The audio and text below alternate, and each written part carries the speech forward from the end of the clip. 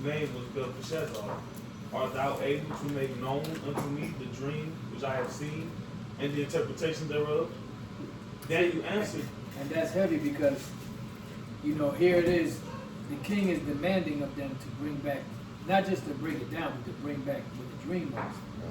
And see, they're thinking in the carnal way that y'all can just do it on your own. But they don't understand it's the Lord that is the one that gives the inspiration, which it tells you in the same chapter. Matter of fact, when you read up above it. Go ahead. It says, verse 37, Daniel answered in the presence of the king and said, the secret which the king hath demanded cannot the wise men, the astrologers, the magicians, the soothsayers show unto the king. But there is a power in heaven that revealeth secrets. See, there's a power in heaven that revealeth secrets. Right? And make it known to the king Nebuchadnezzar what shall be in the latter days. Thy dream and the visions of thy head upon thy bed are these. As for thee, O king, thy thoughts came into thy mind upon thy bed, what should come to pass hereafter. And he that revealeth secrets make it known to thee what shall come to pass. In the dream, the vision of the night. Go ahead. But as for me, this secret is not revealed to me for any wisdom that I have more than any living. Which Daniel was a great prophet. But you see the humility. Now, if there had been any of these other guys, they would have been like, yes, I'm breaking it down to you. So make sure you have that gold and the crowns and all that stuff. Oh yeah, I want the purple robe. Purple rain, purple rain. Go ahead. It says, but for their sakes that shall make known the interpretation to the king, and that thou mightest know the thoughts of thy heart. Beautiful. Go ahead. Thou, O king, sawest, and behold, a great image. This great image, whose brightness was excellent, stood before thee, and the form thereof was terrible. Right, that's what they call the what is it, the statue, Daniel statue or something like that. You type that in online, it'll give you the statue that Daniel is explaining in this, in this part. Okay. It says, verse 32. This image's head was of fine gold. Stop. Who wants to break that part down? The image's head was of fine gold. That would be Don't yell it out. You got it. That would be the Babylonian Empire. Right. Beginning with who? I think Nebuchadnezzar. There you go. Yeah. Right. This image's head was of fine gold, his breast and his arms of silver. What's that speaking about? Persian Empire. Persian Empire. Now, one thing you're gonna notice is that from the head down, each metal starts to be less valuable than the other, because the Babylonian Empire was a very prestigious empire. But also it becomes harder too. Right, exactly. That's it. Yep. Yeah, So the first one, because gold, if you like Elder Pastor, I remember he said years ago, if you make a sword out of straight up gold, yeah, it's gonna, as soon as you hit something, it's gonna build up. Same thing with silver. But that's why you have to put something behind it, some other harder metals to kind of. But then, even though it's prestigious, and the next one is not as prestigious, so each empire kind of fell down in that prestigious kingly type thing. But even though the metals became inferior, the metals were stronger. So like luster. Right, but then eventually the metals, because it got down to the iron, and you know iron. If you have an iron sword and a gold and silver and brass sword, you're going, All right, go ahead. Another question, bro. Yes, sir. What was the fine gold again? That was the Babylonian Empire with Nebuchadnezzar being the head of that. Okay, and you can go to Daniel 7 also to break this down. It's the same thing, but in this one, he saw a statue. In the book of Daniel 7, he saw 4 beasts representing the same exact thing, but it's just told different ways. Like Elder Apostle Tahar told us years ago, High Priest Ariel told him that, or spoke to the class and pretty much said that prophecies are the same prophecies, but just told different ways. You know, when you really look at it. Go ahead. It says, this image's head was a fine gold, his breast and his arms of silver, his belly and his thighs of brass. What's that speaking about? That's the Greek Empire. Yep. Yeah. Brass, the Greeks. Yep. Go ahead. His legs of iron, Romans. Yep. his feet part of iron and part of clay. What's that That's speaking dealing about? with America. Well, dealing with America, but then the 10 king, the 10 7 heads, 10 horns. There you go. It's 10 horns. Mhm. Which represent, what do the 10 horns represent? Would be the EU and Right. NATO. What does the EU stand for? European Union. European Yeah. Union. That's right. All right, which we're gonna get into that, Lord's will. Go ahead. It says, thou sawest still that a stone was cut out without hands, which smote the image upon his feet. Who's that stone? That's Yahweh. You got it. Yahweh. Go ahead. It says, that were of iron and clay, and break them to pieces. Then was the iron, the clay, the brass, the silver, and the gold broken into pieces together, and became like the chaff of the summer threshing floors, and the wind carried them away, that no place was found for them, and the stone that smote the image became a great mountain and filled the whole earth. So what's that speaking about? You.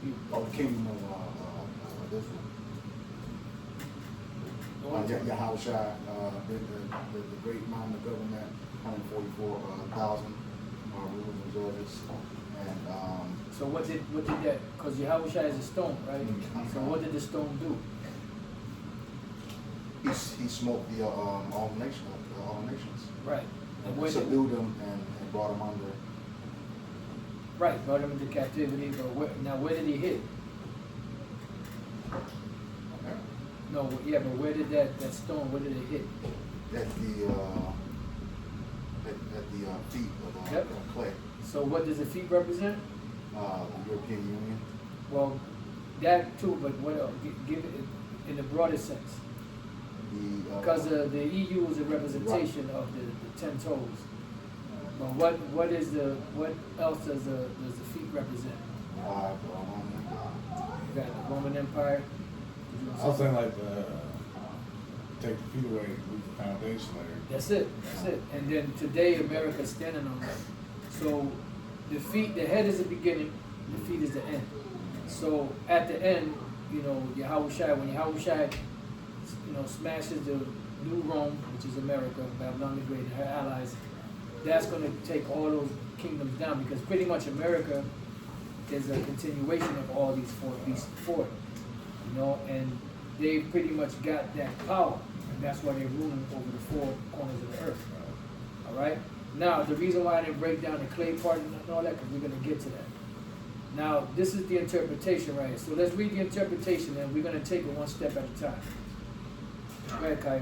Verse 36. This is the dream, and we will tell the interpretation thereof before the king.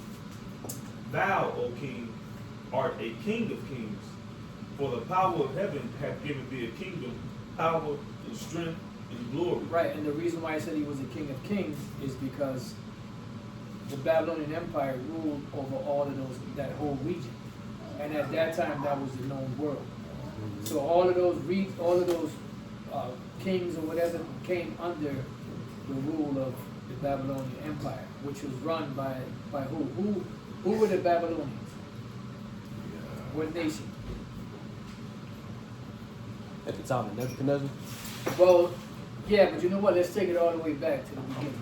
The ancient Babylonians, Cush, right? right? And who are the Cushites today? Ethiopians. Right. Now you had the Babylonian Empire, which was at the beginning of it were Babylonians ruling. But as you progress through time, the different dynasties were ruled by different nations, depending on who overtook it, but they still ruled it as the Babylonian Empire. All right, now by the time we get to the Neo-Babylonian Empire, higher power was still coming from that part of the earth. Yeah, yep, that's right, from that region. But when you go all the way up to the Neo-Babylonian Empire, that was ruled by who? Syrians. There you go. Yeah. What up? And matter of fact, there's a scripture in the Apocrypha. I read it not too long ago. But no, what, go ahead, say what you want to say? I was gonna ask, when that region be Mesopotamia? The Yeah, Mesopotamian region? Mesopotamia, which is what are the two major rivers in Mesopotamia? You got the Nile, Nope. I mean the Euphrates and the Red Sea. Nope. Come on, brother. What if you was on the spot right now? Oh wait, Come on, Euphrates come and the Tigris. There you go. There you go. And no, sometimes you know it. It's just like sometimes it just say be fucking with you, or sometimes you just but that's all right. That's what this is for. All right, now there was another name for it. Who knows it for extra credit? So I got some stars. I give you. Put it on your hand or your forehead. Another name for what? The river? For Mesopotamia, that region. The Levant. No, that's what you gonna say? Yeah. No, that's the Fertile Crescent. Between the rivers. That's good. That was a city there, but there was a name for that where the rivers meet. In that region, it's called Mesopotamia, but it was also called something in the book of Genesis, 10th chapter. Actually, Genesis the 10th chapter. Shinar? There you go. The Valley of Shinar. There you go. And it's good to know these things. I mean, I would have I wasn't thinking about it. I could have pulled it up on a map. But when you do these lessons too, it's good to go over maps. I know y'all brothers do maps. Now, one thing I want to say to y'all, I know y'all go over the Hebrew. When you go over the Hebrew, what you need to do, instead of just teaching them what the Hebrew is and how to say it, have them read it. Because that's going to give more insight, make more impact. So brothers don't be out there talking about hitting the dude, pronouncing it all fucked up, and then said that's the pronunciation. Or just looking at it like they were reading Mandarin and shit, or Sanskrit, So you want to have them, like if you click here, where we at? Right there, right? We just read this part, right? Open it up, have them actually read this. You go through the letters, na, sa, ha, and then you notice the tha and the ha is somewhat similar, and have them read through it. That way they'll get familiar with it. And sometimes if you even, I don't know if you brothers got the Torah, the actual Torah, the book form, have them read it out the book. Okay, today's test is going to be, you're going to read the book of Psalms 1 and 1, in the Hebrew. And the brother going to get happy because he's going to say, you're going to read Psalms 1 and 1. And then they're going to get happy and going to say, in the Hebrew. Then they're going to be like, he just knocked the wind out of it, But that's okay. Yeah. Apostle, Yes, sir. how did you just pull that up like that? You just got to hit the tools, and this comes up. And then what I do is you have all these, what they call cancellations, these little dots. What I do is I just hit that to get rid of them. So you can pull up the whole thing in Hebrew. Yeah, right there. That's the whole verse in Hebrew. And that's the Masoretic text. Then you scroll down to the bottom of it, and then you have the Greek. You have to be on a laptop to do that? No, you could. It's on the. You got to be online though. But you could do it in your phone. You could just hit that. Then you have interlinear. This is all the Hebrew, the breakdown. You have the Bible. These are the different references. I'm sorry, the different translations. Then you have cross references, other scriptures that actually give you certain phrases and terms, scriptures. You have commentaries. You can go to the commentary. You have dictionaries, and you have miscellaneous, which I don't know what that's all about. Oh, see, they go to that's the actual vision. See? Where we at? Is this? All right. What's that? I don't know how to do that on the phone. All right, well, I'm sure brother can show you. Because it's a little different on the phone. brothers will show you. Yeah. All right, yeah. Question. Yeah. That Shinar, Yep. isn't that where Nimrod started down there? Yeah, in that area, yeah. That's the same region as Mesopotamia. All right, now let's go. Where we at? Verse 38. Mm-hmm. It says, and whatsoever the children of men dwell, the beasts of the field, and the fowls of the heaven, hath he given into thine hand, and have made thee ruler over them all. Thou art this head of gold. Right, because who ruled before the Neo-Babylonian Empire?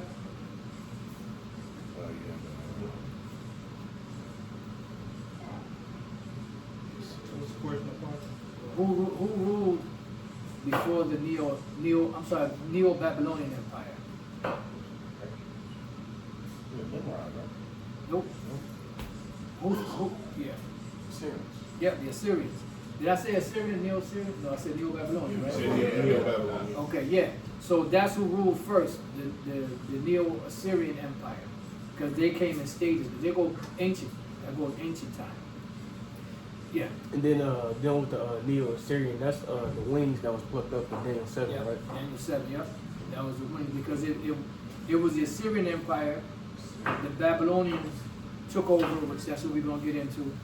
I know this scripture, this verse here doesn't mention the Assyrian Empire, but it's good to know. Because what I did was I typed in, what we got here is the Battle of Nineveh.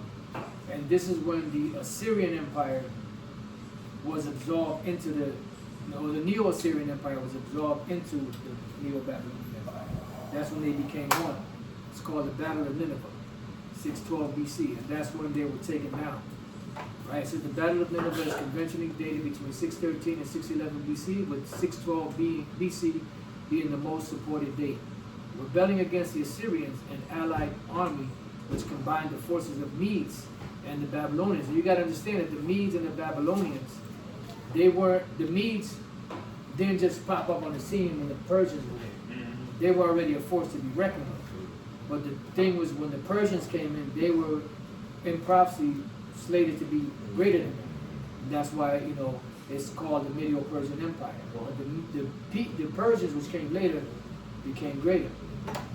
It says besieged Nineveh and sacked 750 hectares. Those are like today you got acres. Those are they're of what was at that time one of the greatest cities in the world. So Nineveh back then was like America today. And trade, and people they were going there. The cities were. What's that? Melting pot. Yeah, melting pot. Right. The city was like this. This was the golden city of the ancient world. Until Babylon came in. Then they became the golden city of the world. To the Greeks came, so it just passes on in succession. Rome, at one time, was that golden city. When you go into the history of the Babylonians, you watch, documentaries on them. They use a lot of stuff in their kingdom was made of gold. Yeah, yeah. That shows the lavish lifestyle. Yeah. See, and those are like little nuggets that you could use, when you're breaking this stuff down. It says the fall of Nineveh led the destruction of the Neo-Assyrian Empire, because the Assyrian Empire was ancient. But then when the time, remember, they ruled in different stages, different dynasties. So by the time it came down to this, the Assyrian Empire was the Neo-Assyrian Empire, which I have it written down. I was taking some notes the other day. The Neo-Assyrian Empire started in 1074 BC, and they ended in 612 BC. And this is the battle that ended it. When did they? I'm sorry. When's the end possible? The end was 612 BC. The beginning was 1074 BC. I see you looking at me.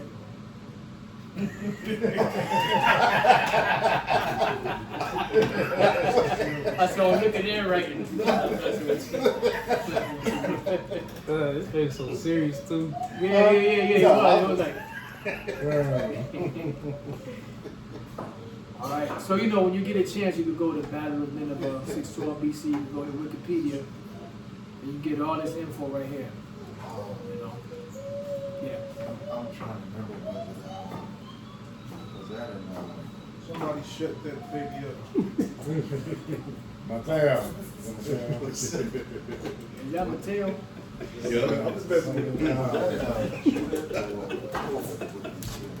And I think it was Tobit. Okay. And it was speaking about, yeah, that's what I was looking for. Because they were really, they kept getting mad at him because he was going back and burning their bodies. Yeah. Right. Yeah. Damn, I don't want to get rid of that. Like, I want to say between chapters 1 and 3. I can't remember exactly. Yeah, because I know I read it somewhere. I don't know if somebody posted it up or I ran across it looking for something else. What you looking for? It's Tobit. it speaks about, yes, in Tobit. Because Nebuchadnezzar's name.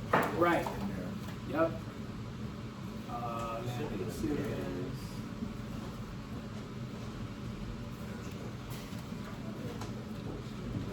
Oh, Right there. It's actually Judith. Okay. Judith 1 and 7. Then Nebuchadnezzar, king of the Assyrians, sent unto all that dwelt in Persia, and to all that dwelt westward, and to those that dwelt in Cilicia, and Damascus, and Libanus, and Antibanus, let me see, right. But all the inhabitants of the land made light of the commandment of Nebuchadnezzar, king of the Assyrians. And I thought there was another one. Even October, one of this.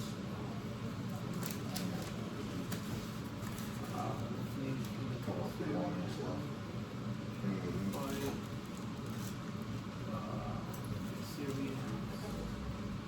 that's another one in the 4th chapter too. I think we just read that one. Children of Israel, all that came of the Assyrians. And I was looking for it. I think I was looking for something else. Those are good. Referencing Nebuchadnezzar. Right. And him, I believe it was him and somebody else. Oh, that's They mentioned that they were told it. Assyrians. Was it Told it. Alophines? Well, it doesn't say Assyrian here.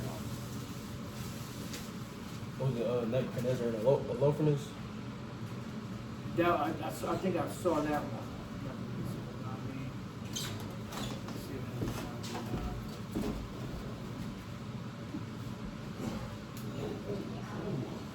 All right, so it don't really matter right now. All right, so let's go back. So we got that. That was the Battle of Nineveh, 612 BC. So going back now, that was the Assyrian Empire. Now we transitioning into the Neo-Babylonian Empire. Now, just to keep this in order, Neo-Babylonian Empire was called the Fall of Babylon. All right, the Fall of Babylon was a decisive event that marked the total defeat of the Neo-Babylonian Empire to the Achaemenid Empire, which was the way that the Medo-Persians ruled in 539 BCE. All right, so I think the Neo-Babylonian Empire was dated from around 607 to 539 BC. But I got here 626 to 539 BC. Neo-Babylonian Empire was 626 to 539 BC. Yeah, I got 626 too. 620, okay. So it says 605. 605. Yeah, I had that too because I remember that, But for some reason here they got 626, but I remember it being around 605 to 539. But you could leave the 605. Hey, brothers, these dates are estimation. Yeah, because if not, you're gonna fucking go crazy trying to remember every specific date. Get higher or lower. BC. Yes. Because the BC starts from the higher and then it comes down lower. What does BC mean? Before Christ. All right, let's go. Because it was they ruled about 250 years. Who's that? Assyrians. The Syrians? Yeah. No, After they- the Babylonians, it was about they- 200. You talking about the Babylonians or the Assyrians? The Assyrians. Well, they were. It says here close to like 400 years. 400. Okay. But you got to remember that that's just the Neo-Assyrian Empire, not the Assyrian Empire. Oh, okay. The Assyrian Yeah, Empire I'm goes looking. back to 1800 Yeah. BC, and even before that. Because I was looking at the last date was 331 when Alexander. That comes later. Yeah. You jumping the gun, baby boy. You messing up the orthography, bro. No, messing with it. All right, so we got that. So it says Nebuchadnezzar. Who knows who Nebuchadnezzar is? It says this, he was the final Babylonian king, right? Now, why isn't he mentioned in the scriptures? Because who was the king that was in power when he was taken down by who? Who was he taken down by?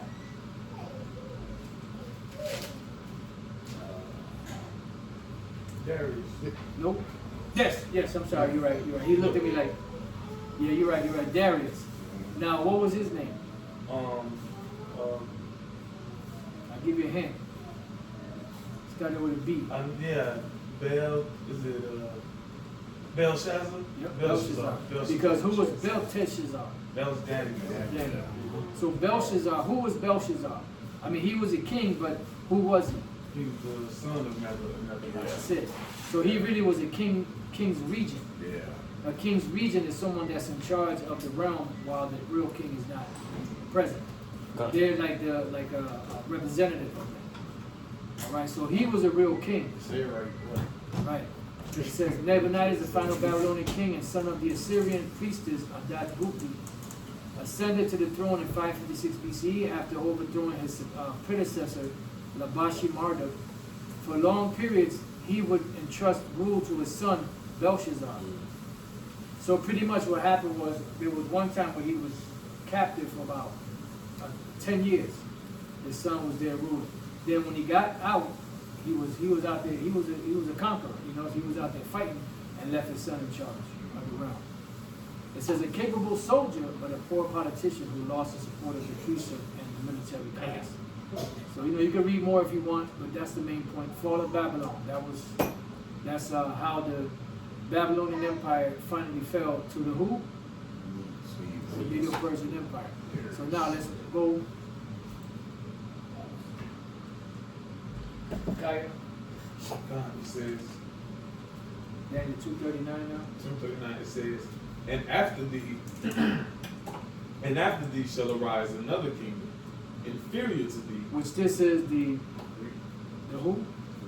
Medo-Persian Empire, yep. Now that battle is called the Battle of Gaugamela. And that's I'm sorry, actually I'm jumping the gun myself. Because really that's when they lost to the Greeks.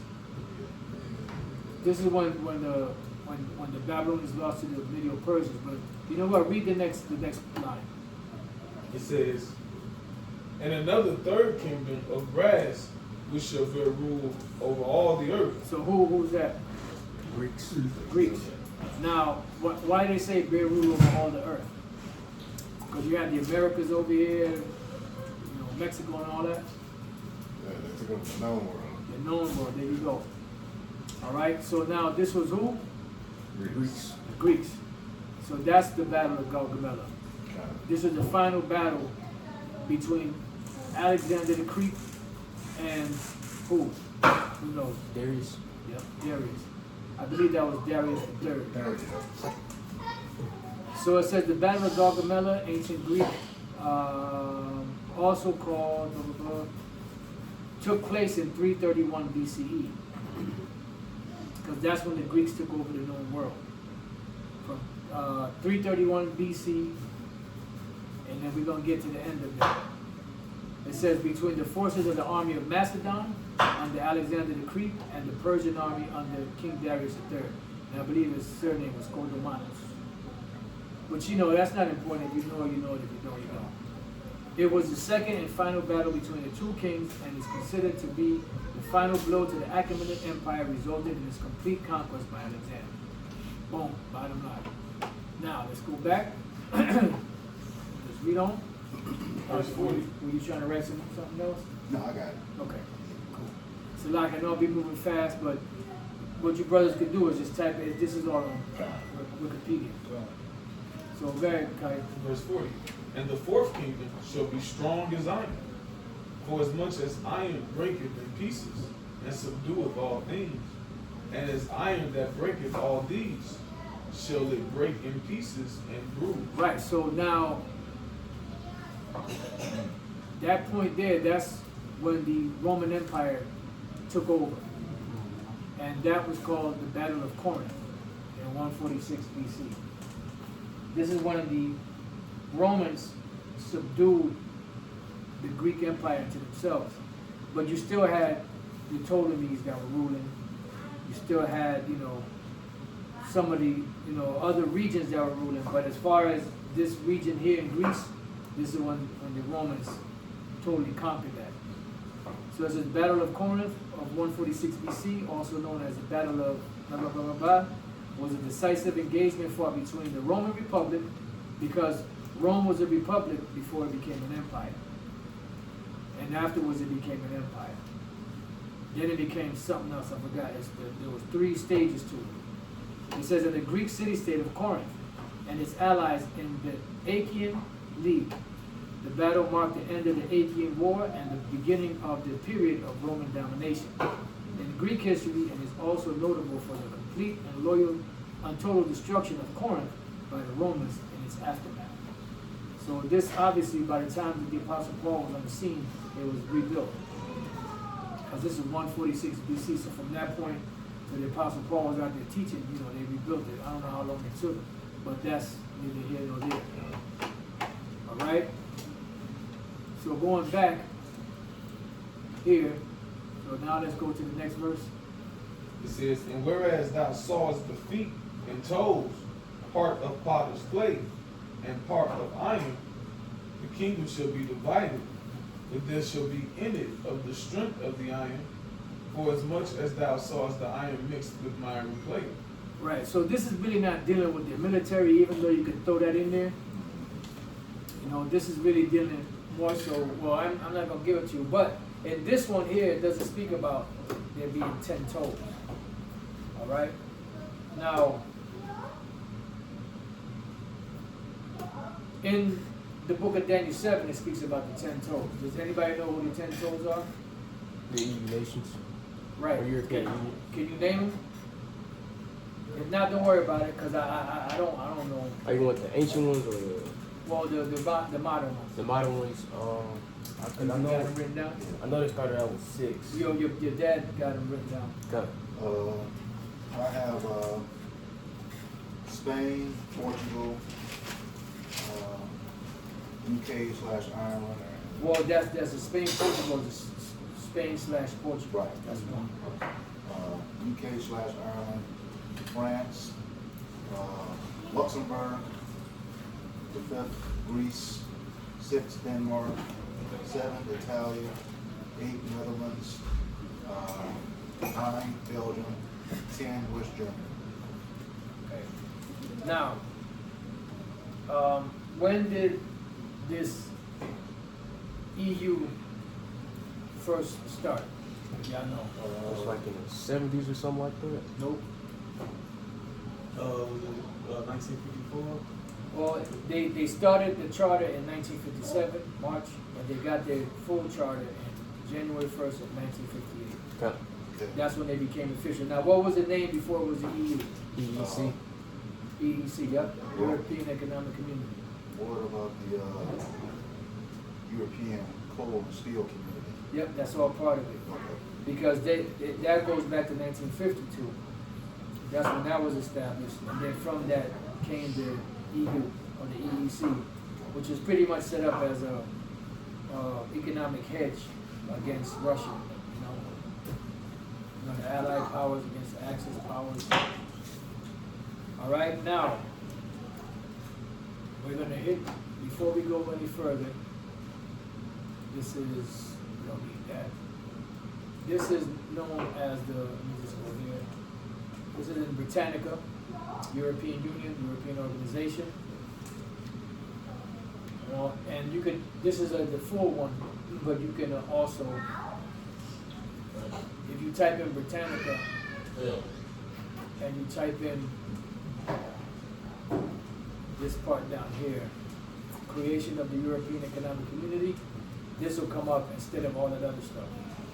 So that on March 25th, 1957, this is when they first started. The 6 ECS members, this is the ECS that we were talking about, this goes back to 52, signed the 2 treaties of Rome, and it just so happened to be treaties of Rome. You know, that established the European Atomic Energy Community, Euratom, which was designed to facilitate cooperation in atomic energy, development, research, and utilization, and the European Economic Community, EEC. And the EEC, let me see, yeah, it says 6. So there were 6 original members, which we're going to get to that. Which I have a picture here. As you can see here, it says the European Economic Community.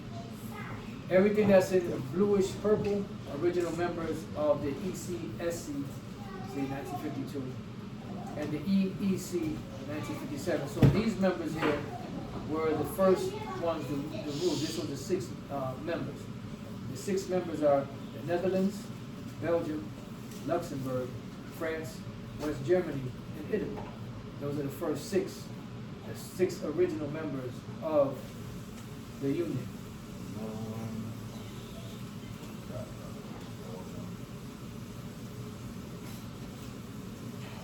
Luxembourg, France. The North Atlantic Treaty was a little bit before this, right? Yeah, that was 49, right? 1949. Yep. Because that was like the military power. Right. That's,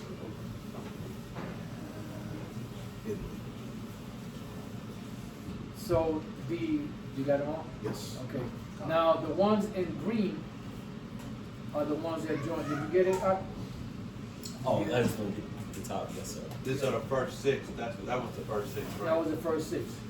The ones in green joined the EEC in 1973. Which is these 3 are here: Ireland, United Kingdom, which is really 1, and then Denmark. So it was really 2, but they broke it up into 1. This is the first 6, and this is the... These are the next 3, which is really 2. You know, when you understand it. All right. Then you have the ones in the orange joined the EEC in 1981. And when you look at where the orange is at, it's there, Greece. Okay. Then you go to the red, joined the EEC in 1986, and that's Portugal and Spain, which is really 1. And then in the pink there, joined the EEC as part of reunified Germany in 1990, which that goes into Germany being put together, because you have let's see, 1, 2, 3, 4, 5, 6, 7, 8, 9, 10. How does that work? Let's see, 1, 2, 3, 4, 5, 6, 7, 8, 9, 10. There you go. Y'all got it? So Germany. What's that? I was asking, was Germany put in there after they lost the World War? Yeah, this is after World War II. Okay.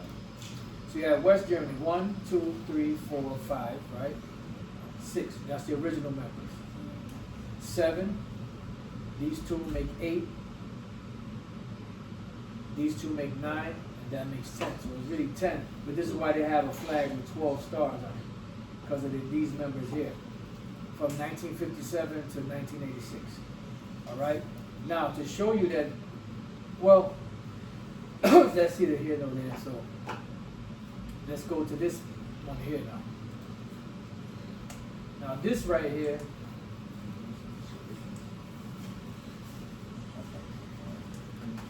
these are the ancient names of the EEC. You have the modern ones, these are the ancient ones. And as you can see, 1, 2, 3, 4, 5, 6, 7, 8, 9, 10. But these 2 are really 1, but the Suevi was a different tribe. Visigoths, Vandals, Burgundians, Franks. You got the Ostrogoths, Heruli, Lombards, Anglo-Saxon. Now this right here, if you don't notice, it don't matter, you know. But this shows you that that region was really 10, as the prophecy says, states, 10 regions, you know, or 10 empires, 10 kings.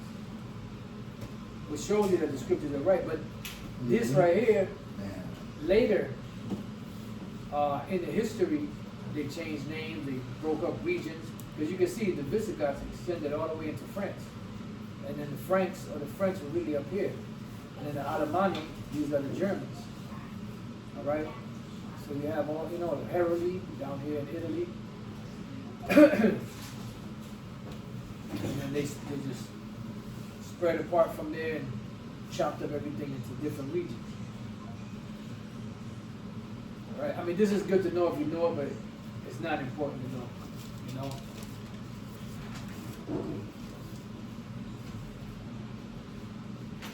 But if you know, it's good.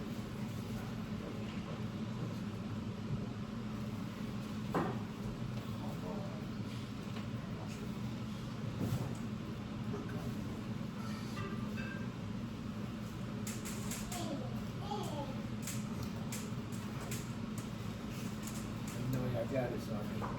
10, right? Yep.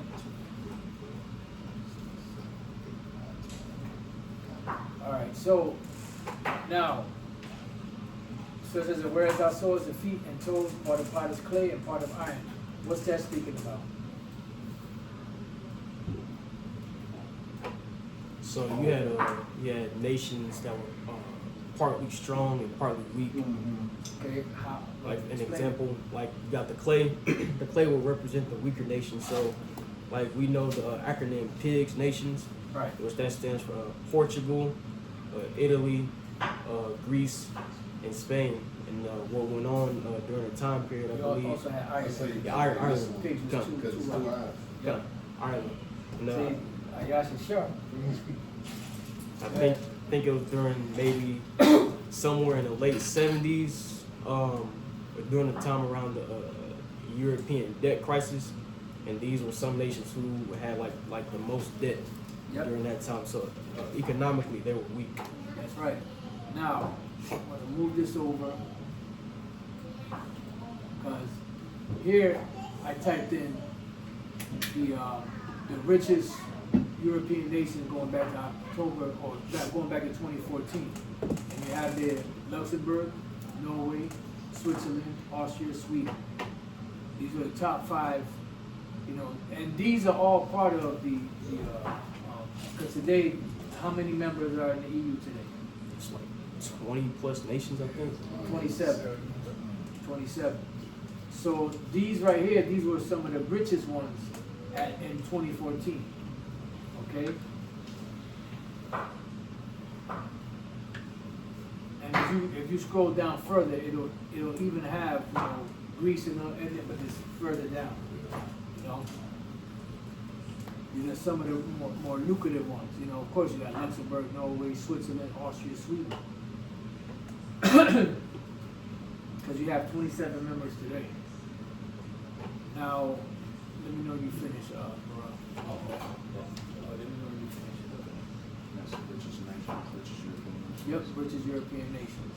And these are all part of the EU.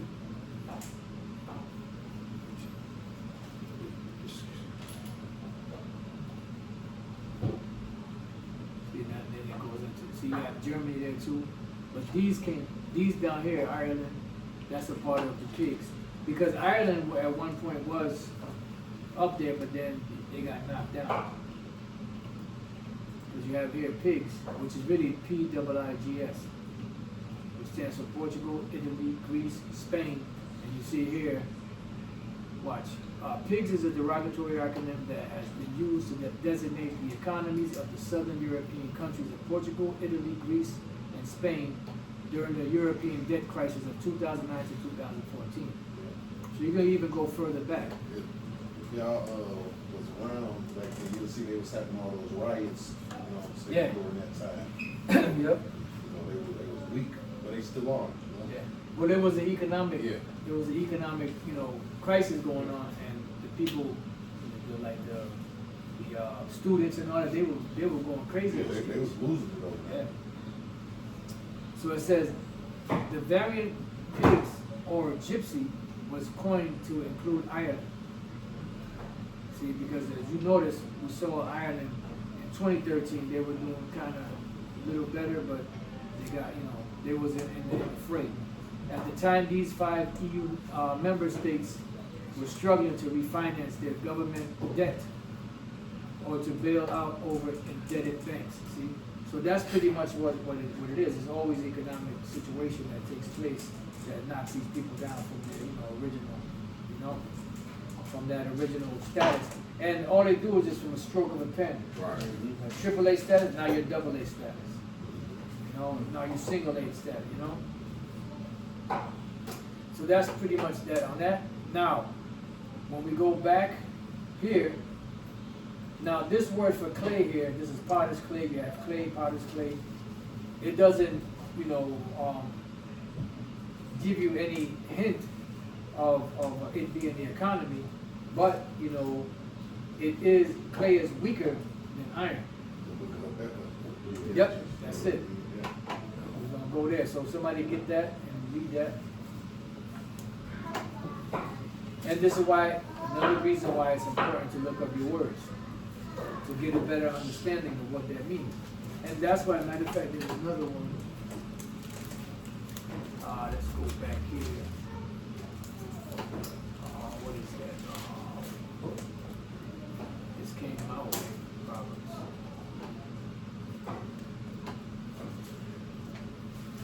So who got it? I got it. This is Habakkuk chapter 2 and verse 6. It says, "Shall not all these take up a parable against him, and a taunting proverb against him, and say, Woe to him that increaseth that which is not his, how long? And to him that layeth himself with thick clay."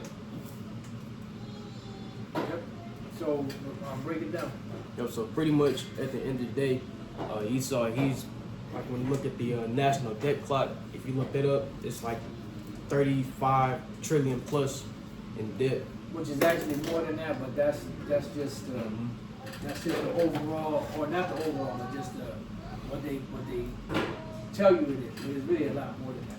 And he's constantly printing out these dollars, which is pretty much making a debt hole deeper. And what do they do with that dollar? They continuously print it. All right, but what else? They print it, they value in it, but what else? Need some help? Yeah, I need some help. They're forcing on other nations. That's it, because what is the world reserve currency? The U.S. dollar. So in order to trade in these different countries, they have to exchange their money into the U.S. dollar, which is what's keeping the U.S. dollar afloat. See? And what's that? I thought you said it was keeping the U.S. dollar. No, that's what keeps it. Right. Yeah. I said the sword. Well, yeah, but that's another part of it. Because remember, that's what they promised Saudi Arabia through the petrodollar. Petrodollar was the agreement of the Saudis to trade oil in U.S. dollars for the aid from America as far as military and as far as giving them, whatever equipment they needed to keep that whole thing going. That's why you see the nations now stepping away from America. That's it. Because once they step away from it, it's going to crash everything. Basically, it holds no more power. The only reason it does have power is because people think it's power, Right. but it's really nothing. And it's a standard that they use for the medium of exchange. You see? So, No, I'm good. go ahead. Read the verse again. No, go ahead. Continue on to the next part. It says, "Woe to him that increases that which is not his, that woe goes into death and destruction." It says, "How long?" And to him that layeth himself with thick clay. Right, so now break that part down. And when you go into that word thick clay, it breaks down in the Hebrew to ibadyat, and it means heavy debt. So with Esau constantly, printing off the FRNs and making all this money, he's pretty much deepening the debt hole that he's already in. Right, and check this out. Thick clay by a false etymology. But really, when you look at it, it's really, because clay is not as strong as iron. So the iron part is the strong economies, the clay part are the weak It economies. says what, something pledge, Right, something pledged. Like this is weight of pledges. Because when you pledge something, what does that mean when you pledge something? Oh, Is that oh. oath? Is it like an oath? Oath, yeah, it's an oath, which puts you in what? More than that. There you go. Yeah, because there was a documentary, I think, with was it Black Rock or something like that, how it was like one of those bigger countries like Greece, or, you know, that was needing money. They would let them loan them money, Yep. but then they would add a huge Interest. interest on it, and then if they couldn't pay it, then they would go in and they would take the land or take parts, you know. You got the different derivatives and stuff like that, Mhm. man. So that ain't even a word. Like that is not even a fucking word, bro. What they do. Like say if you put $1,000 in there, they'll tack on 3 more zeros to it and borrow the money out. Like it's beyond Yeah. at this point. Yeah, what they call it? Fractional reserve. Fractional bank. reserve currency. Yeah. So, So if you give the bank $100, all they have to keep on reserve is $10, yeah. and the other 90 they can lend out. So they were there lost like Now, so they busted a guy, about 10 years ago. He had somehow hacked people's accounts, and he was going in on everybody and taking like past the fifth numeral at the decimal point. He was getting rich. You know, people taking like 1/10 of a penny or Yep. something. Yeah. But that's what they used to do in the past. In the Yeah. past, people would bring their gold and silver coins, and they'll give it to the banker. And what he was doing, he was clipping the ends of it. You know, and then what he would do is he would lend out more paper dollars than there was reserved, silver or gold. And when people came to claim it, he didn't have it. Yeah. They said what did they say something about, I forget that term, but they pretty much hung the motherfucker. Another thing with the Roman There was Empire another term for it. I'm sorry. Muscle. Now, go ahead. They was taking Denarius. the other metals and mixing it. Oh, yeah. You know, with a lesser metal. So Yeah. like you might have gold with fucking copper or Yep. something like that. You know? Now, the original denarius was made out of what?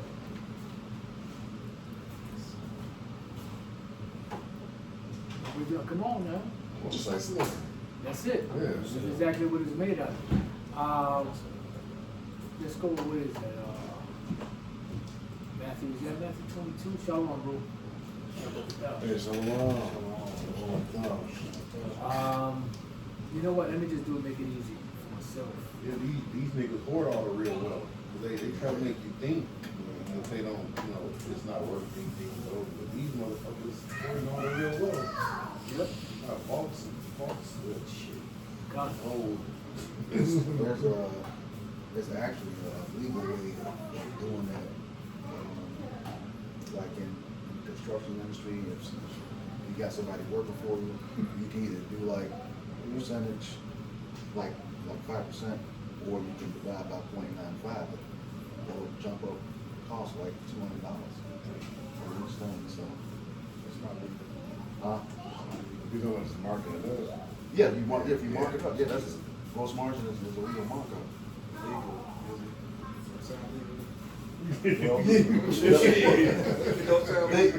They accept it. They accept it. Right. it's all fraud. So here, this is the parable of the penny, Matthew 22, and when he had agreed with the laborers for a penny a day, he sent them into his vineyard. When you look up this word penny, you have the denarion, denarius. And right there it says denarius containing 10, and Roman silver coin in the New Testament time. And then, it kept increasing. I believe Constantine, if I'm not mistaken, he brought it back because from this point they started devaluing it. But then when he came into place, I think it was him, he introduced the gold coin or something like that, and that kind of brought the empire back, but I don't really remember who it was. I think it was Constantine, if I'm not mistaken. All right? This is the day's wage. Right there. All right, so now since we're talking about debts, just goes to back up, you know, what you were saying, Baraj, you might as well read it. Proverbs 20:27 says, "The rich ruleth over the poor, and the borrower is servant to the lender." Yeah, the borrower is servant to the lender. Mm-hmm. So the borrower is the one that borrows, and the one that lends is the one that's giving you the money. Mm-hmm. Which he's doing what? Usury, which is against the scriptures. That's right. Because the reason why people are borrowing is because they're poor, they don't have it. You know, I mean, in some cases. All right, so let's go back. So weight of pledges, heavy debts. All right, so it really is it's a false etymology for the thick clay. All right, so going back, so we got that. So that's how they became rich, by putting everybody else into slavery, debt slavery, and that's why in Isaiah 14 it speaks about them losing that power. Isaiah 14, which we've gone over this before. Isaiah 14:4, that thou shalt take up this proverb against the king of Babylon and say, how hath the oppressor ceased, the golden city ceased. And any of you brothers that have that red Bible, you know what I'm talking about, the Jehovah's Witness one, you look in the center of it, and you'll see that it's going to say here, for golden city ceased as exactress of gold. Mm. If you look up this word oppressor, Nagash, suppress, drive, exact. Yeah, that's Esau for your leg. Now, when you look up the word exact, it says right and exact. Nope, that's not it. Not approximate. Nope, they didn't give me the. I need the noun of it. You know what? Can we go?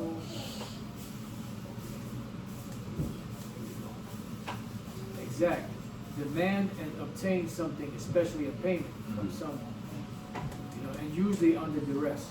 Usually under like put your ass in jail, or you know. IRS. Yep. So pretty much, you know, that's so they're ceasing now. So all these nations are backing away from the dollar now. You see, so now they're losing their power that they had at one time. Not just militarily, but financially too. But you know, this has nothing to do with the BRICS, but I'm just, you know, using that as an example. Now, then it says here, the golden city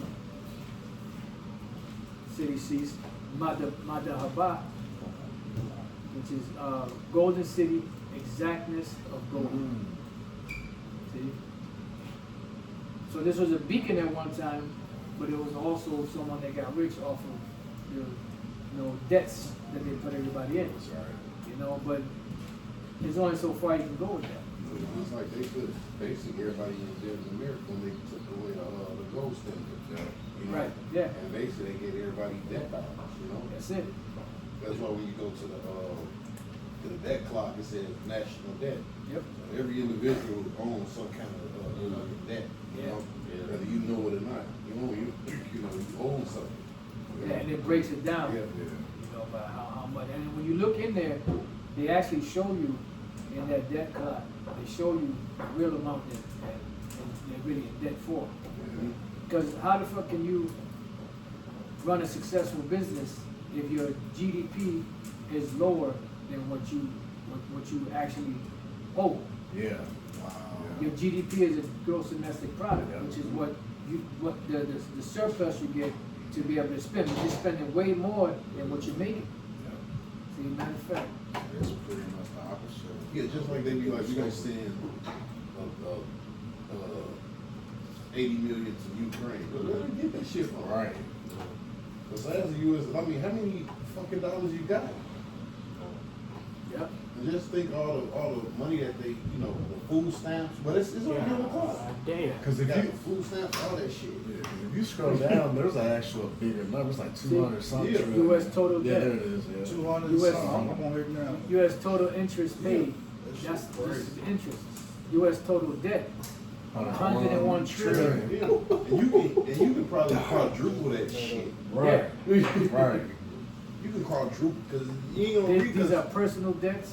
I'm sorry, go ahead. Cause what about the shit on the stock market, the fucking derivatives and Well, I'm shit? just looking at that shit. It's You know? 630 grand. Credit card debt. So I mean, student loan debt. 31 trillion. That's real time too. Yeah. Yeah, real time, yeah. I'm looking at it now, looking at when You would mention the lenders. They pretty much get rich off the citizens' debt. So that's where you would bring in like James the 5th chapter. See, look at the gross domestic product. Yeah. It's 28 trillion. And your debt is 35 trillion, which is a lot more. So how can you be successful, run a successful business if your money you pulling in is less than what you're putting out? No, that thing right there, that might have something to do with crypto, what they got in front of it. Where? Right there, because every once in a while they put like little images up like that, and it shows them how they like using crypto or how they kind of translate crypto over into this shit. Okay. Yeah, so because tomorrow that probably won't even be there tomorrow. Right. Because I was wondering, so this was never there before. All red. See, what's that? I think that's the XRP.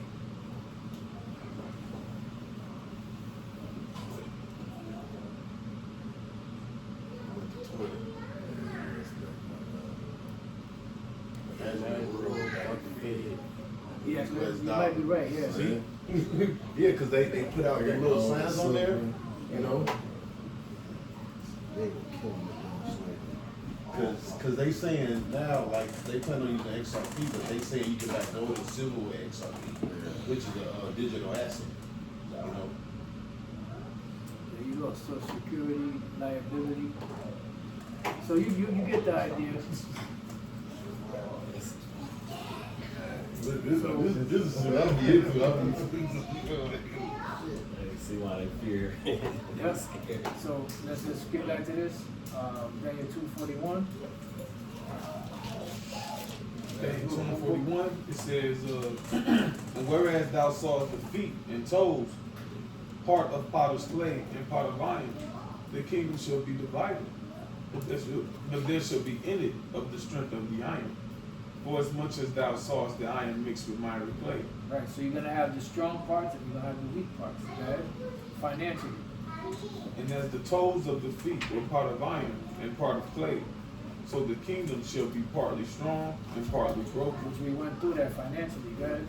And whereas thou sawest iron mixed with miry clay, they shall mingle themselves with the seed of men, but they shall not cleave one to another, even as iron is not mixed with clay. Right. It doesn't matter what mergers they make, or because back in the days, kings would make marriages between their daughters and their sons to grow a tighter bond. No matter what they do, financially or whatever, they're not going to be able to stay in power because it's prophecy. So bad. God, it says, and in the days of these kings shall the power of heaven set up a kingdom, which shall never be destroyed. And that's what we're coming up to. Right? And the kingdom shall not be left to other people, Not even the God guys. That's right. Right? but it shall break in pieces and consume all these kingdoms, and it shall stand forever. For as much as thou sawest that the stone was cut out of the mountain without hands, and that it brake in pieces the iron, the brass, the clay, the silver, and the gold, the great power hath made known to the king what shall come to pass hereafter. And the dream is certain, and the interpretation thereof sure. Right. It was just a long prophecy that we still, from the time he had it until now, we're still waiting for it to finish. Right. So we're at the very end of it. So we're at the 10 toes part of it, the feet part, So that's pretty much it. Yeah. Yeah, isn't this like everything we just read? Isn't this what the scripture referred to? I want to say it's the fullness or the time of the Gentiles. Yeah. Yeah. Yep. Because they're gonna have Jerusalem until the time when they get taken out. And I was gonna go to this other precept. You were gonna say something other here? No. This other precept here in 2nd Ezra chapter 12, 10, it says, and he said unto me, this is the interpretation of the vision, the eagle whom thou sawest came come up from the sea, is the kingdom which was seen in the vision of that brother Daniel. I wanted to get 40 in there because you said 40, it's 11 and 20. You said something. It says you said it was the continuation of the beast. You know. The 40? Yeah. 40? No, I was talking about Ezra's. You was just reading 11 and 40. Yeah. I was, no, I read You had made a statement earlier. But I'll read. I got it right here. okay, It says the fourth came and overcame all the beasts, because you had made a statement. You said, you know, that was the last beast, or a continuation of all the other beasts, you know, that Right. had failed. right, And the fourth beast came and overcame all the beasts that were past, okay, gotcha. and had power over the world with great fearfulness. No, this is the point right here. It says, art thou it that remaineth of the four beasts, That's what I was looking whom for. I made to reign in my world, Right, that the end of their times might come to them. right, because at that time, this vision here was actually dealing with the ancient Roman Empire. You know, and that's when it came to, but the point is that, but that 40th verse is good too, because Yeah, kind. because it came in where that all the fourth beast took on all the powers of all the other beasts before. So America, which is the continuation, they also took all of that power. You know. All right, so that's pretty much it, brothers. The water. Hey, brothers, they all about you know. Now brothers can do whatever they want.